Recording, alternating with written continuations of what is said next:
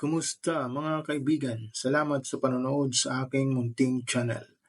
Ngayon, tara't sama-sama nating alamin ang kasaysayan habang tayo'y nag-explore sa USS Midway Museum dito sa San Diego, California.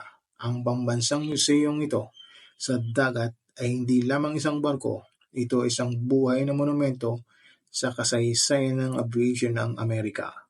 Ang USS Midway ay naglingkod ng mahaba at impresibong 47 years, kaya ito ang pinakamatagal na nagsilbi na aircraft carrier sa ika-20 na siglo. Ngayon, ito'y naging isang museo na nagbibigay sa mga bisita ng espesyal na pagkakataon na maranasan ang buhay sa loob ng isang aircraft carrier. Isa sa mga highlight ng museo ay ang flight simulator experience. Halika at samahan niyo ako explore natin kung ano-ano ang mga eroplano na makikita natin dito at paano umakyat at bumaba sa isang aircraft carrier. Ito ay karanasang hindi mo malilimutan.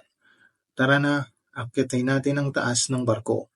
Sa paglalakad sa flight deck, hindi mo maiwasang maramdaman ang kagandahan at kahalagahan ng barkong ito. Mahigit na 60 na mga eroplanong naka-exhibit at makikita ang mahigit sa 30 na mga naibalik na eroplano mula sa ikalawang digmaang pandaigdig hanggang sa mga modernong jets sa kasalukuyan. Sa pagbaba mo naman galing sa hangar deck, makikita mo pa ang higit pang mga magagandang exhibit kasama na ang mga interactive na display at immersive na mga larawan at karanasan na nagbibigay buhay sa kasaysayan ng USS Midway. Para sa mga tao na tauhan naman ng mga museo na ibinahagi ang kanilang kaalaman at pagmamahal sa kasaysayan ng pandagat, ang kanilang kasiyahan na maipakita ang mga pangyayari ng kasaysayan at nakamamangha kapag iyong nakita ng personal. At siguradong tatatak sa iyong isipan na may pagpapahalaga para sa mga bayaning lalaki at babae na naglingkod sa USS Midway.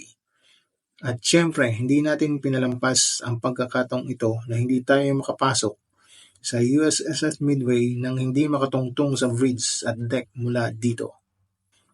At yan ang lahat para sa vlog ngayon.